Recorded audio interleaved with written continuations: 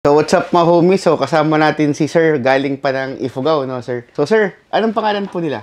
Jonathan Leal. Sir Jonathan, okay. Saan niyo po nakita tong Notorious Motorsport? Bali, nag-scan lang ako ng Facebook, tapos nakita ko yung Notorious. Nabanggit pa-plug sa akin na page ko eh. sa page niyo. Nabanggit ko sa akin sir sa OFW po ba kayo? Sa Korea sir. Anong ginagawa niyo sa Korea sir?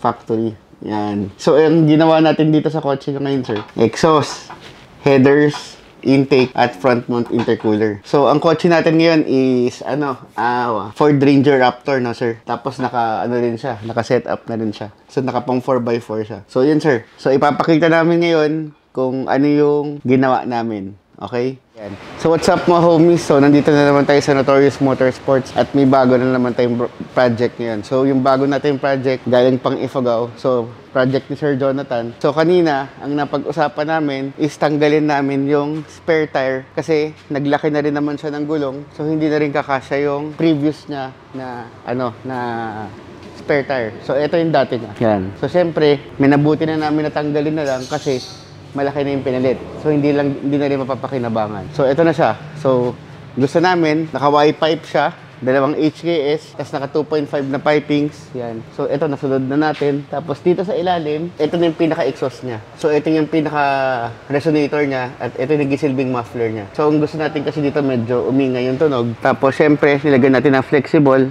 at nilagyan natin ng downpipe. So, yung downpipe, tinanggal natin para matanggal yung catalytic converter. So, ngayon, pakinggan na natin kung ano magiging tunog niya. So, what's up mga homies? So, ito yung ginawa natin ngayon, front mount intercooler. So, nilagyan natin siya ng front mount intercooler. Pinalitan natin yung dati niya kasi ito plastic. So, gamit natin ngayon aluminum. Tapos, syempre, mas makapal. At syempre, pinalitan na rin natin yung mga charge pipe niya.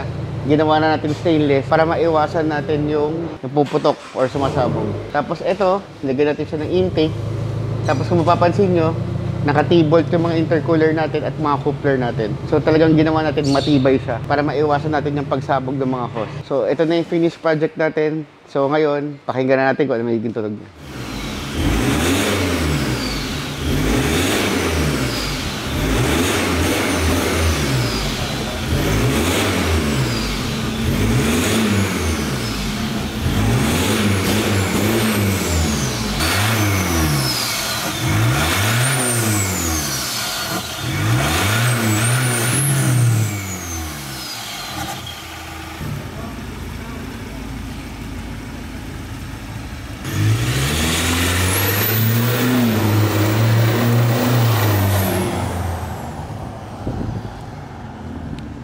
Kamusta yung pinagawa niya na headers, intake, exhaust?